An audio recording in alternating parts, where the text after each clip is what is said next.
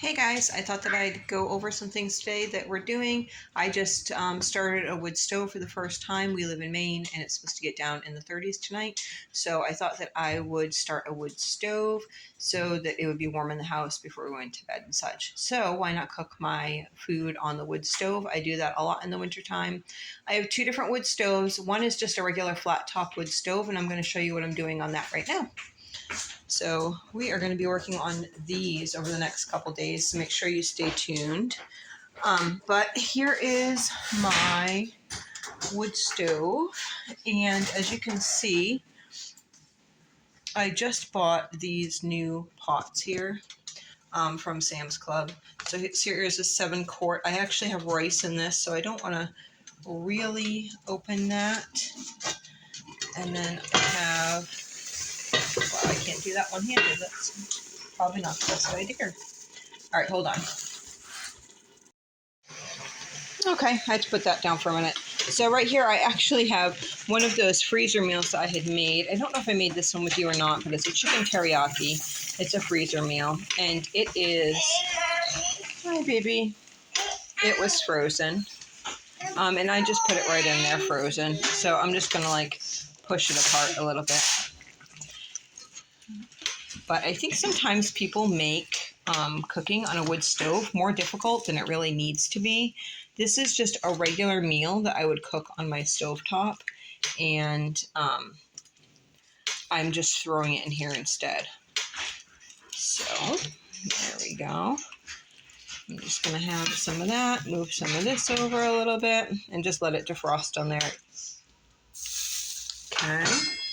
Then I have rice in here. I have 4 cups of rice, 2 quarts of broth, and I put 2 extra cups of water in there. And then what I'm going to do is I'm taking some green beans right now, and those are just going to be in a regular sauce pot. And I'll take the green beans and I'll put those on with some water, and I can just even fit it right here. And those will cook. My daughter is swirling some apples on an apple peeler thing, and I'm going to make a dessert with that, and I'll show you that in a couple minutes. So just a little bit about our setup. Thank you. So this is definitely nothing fancy. We just have our wood right here stacked to the side. I have some kindling here. Underneath that is some paper. That's the lid to the top that I just had there. And then the wood stove, which I just got started going. I mean, it's not going super hard. But one thing is if it was roaring and it was going really low, really fast, just pull your stuff back a little bit from the and let it die down a little bit before you put your stove on, unless you want it like boiling over. No, we're not having a pop right now. We're gonna have supper soon.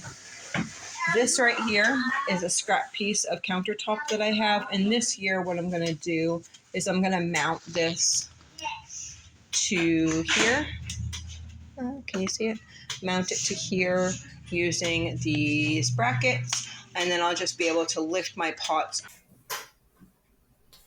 Okay, so I am going to show you what I'm going to do for the apple dessert. I'm just taking, my daughter spun some apples just off of one of those whirly spinner things.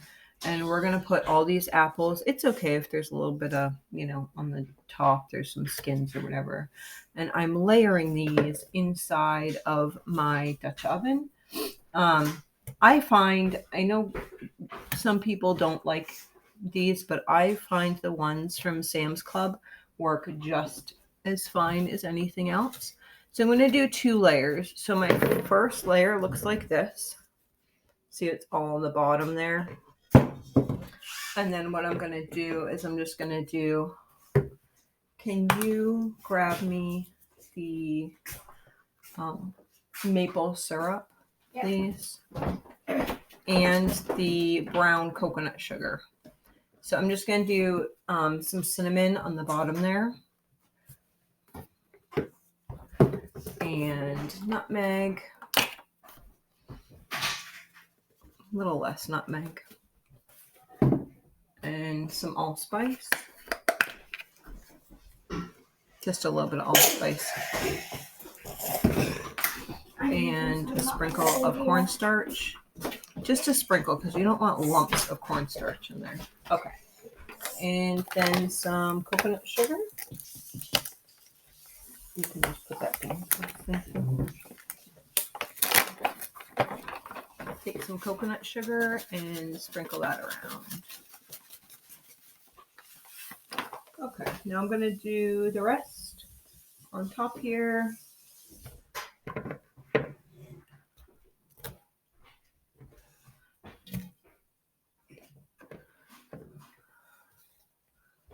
Here we go. And then that looks like this. Just a big pot of apples pretty much. Now I'm going to take my empty bowl and I'm going to make like a slurry kind of that I'm going to pour over it. So first what I'm going to do is just, I really like cinnamon. So we're putting cinnamon all over the top here. I'm just going to do cinnamon and then sugar on the top of these. That's a little bit too much. Okay, now what I'm going to do is I'm going to take some apple juice. You can use apple juice, apple cider, anything like that. I have some apple juice because I was making apple pie filling. I'd say maybe 2 cups of apple juice. And then I'm going to, because if this was apple cider, I would just leave it like that and not really spice it. But because it's not, I'm going to be putting some cinnamon, allspice, and nutmeg in there. Allspice and nutmeg. And then some salt. Salt brings out flavors, so just some salt in there. And then maple syrup. The maple and the apple really come and are so good together. I love that fall taste of the apple and the maple together. It's kind of weird that maple syrup actually is a spring item, but it tastes so good with fall things. So I'm going to put probably, let's see, what's that? Maybe a cup. That's about a cup. And then cornstarch. Probably about half a cup of cornstarch. And then I'm going to whisk that up.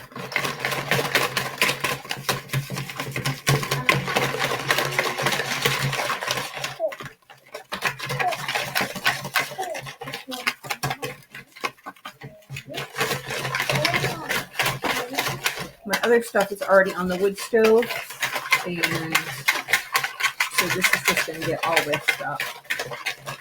The kids are playing with fondant. I just made my daughter's birthday cake.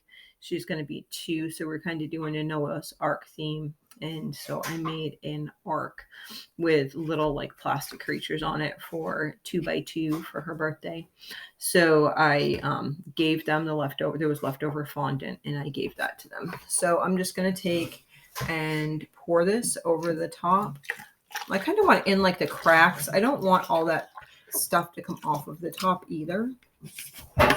So there we go. So it's not very full in here. It's just about like that. And what I'll do is I'll take and I'll put the cover on, and then I'll put it on the oven once the other stuff is done, or move things around and put it on the oven, not the oven, sorry, the wood stove. And I'll give you a look back when it's on the wood stove and when it's done. Okay, so we're back at the wood stove. I have my green beans that I just put on. We just did we just prepped the apples. So the chicken stir fry looks great. I'm going to take that off. And then let's check the rice. Oops. And the rice looks great. So we're going to take these 2 off. And then I'm going to push this back a little bit, and then I'll put that the apples on, and I'll show you what that looks like. I am back, and so we took the rice off, and then I actually decided to leave this on, the chicken on, and throw some broccoli on top of that. And then this in the front is the apples that have cooked. They're nice and soft. And then there's a nice sauce, beautiful sauce in there. See, starting to thicken up. I'll just stir this in a little bit. The kids will each be able to like have an apple part. And there, the green beans are done. This is the chicken and broccoli. Looks really yummy. So this is just going to get served over the rice that's already done. And it's going to be a yummy meal. So this top is probably, let's see, 2.5 feet. It's just a regular wood stove. It's not a cook stove, but all that was able to get cooked on it. So if you're looking at a wood stove, you might want to look for a wood stove with a flat top. It's really been helpful. We do also have a wood cook stove. I'll show you that at another time. And my son put up this shelf with me, so we'll have this little spot here. Before last year, I had a table in here. I just put a tiny, like a baker's rack table there, and that worked out well. But this year I had this scrap there, and then I'll have this space underneath, which would be nice to be able to store some stuff underneath. I'll probably have my kindling over that side because I like my paper and my kindling to kind of be separate. So I will probably, then I have all that space there. So I'll probably do that. And yeah, so we're going to go eat. Thanks for watching.